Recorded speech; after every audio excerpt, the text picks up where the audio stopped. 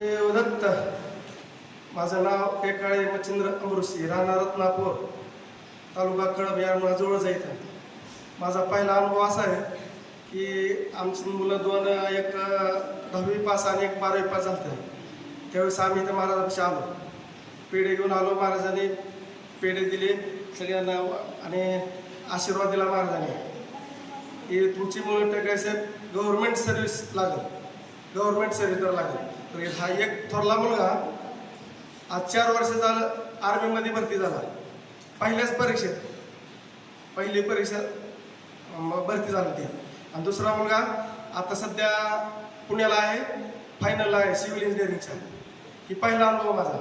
आणि दुसरा अनुभव 1 वर्ष झालं दुधवडी पाटीवर संध्याकाळी 7:30च्या टायमाला मी असा खल्लागडतोड करून गाडी उभा केली आणि असं उभा राहिलो.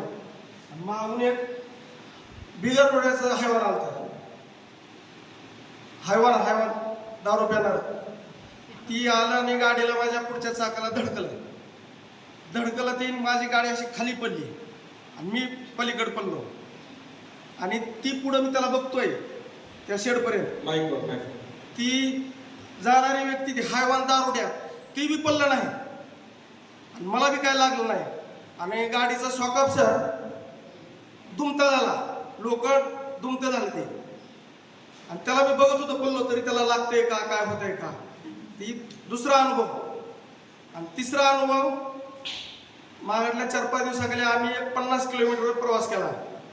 100 किलोमीटर, वारं फुल. आणि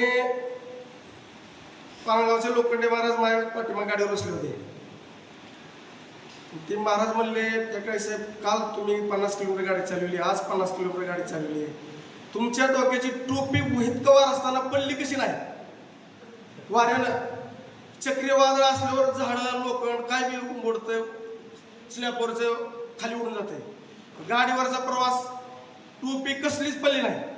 ह्या जगामध्ये टोप्या घालणारी अनेक माणसं असतात, पण साधू संतांना टोपी घातलेली फिट असते आणि समाजानं घातलेली टोपी त्रासदायक असते. ही साधू संतांची टोपी आहे, त्यामुळे ह्याच साधू संतांची टोपी घातली त्यामुळे डोकं बी शांत राहतंय आणि संतांच्या जवळीक राहते. एवढाच माझा अनुभव. ते सांगते की माझ्या मुलाला जॉब लागावा म्हणून मी आशीर्वाद घेऊन आलो होतो. दोन्ही मुलाला जॉब लागले. आणि दुसरा एक तरी अनुभव सांगितला की माझ्याकडे योगायोगानं टोपी एक शिल्लक होती माझ्यापाशी एक दिवस. त्यांना ते सांगता नाही व्यवस्थित, मी सांगतो आता तुम्हाला. माझ्याकडे एक टोपी शिल्लक होती. माझ्याकडे टोपी शिल्लक असते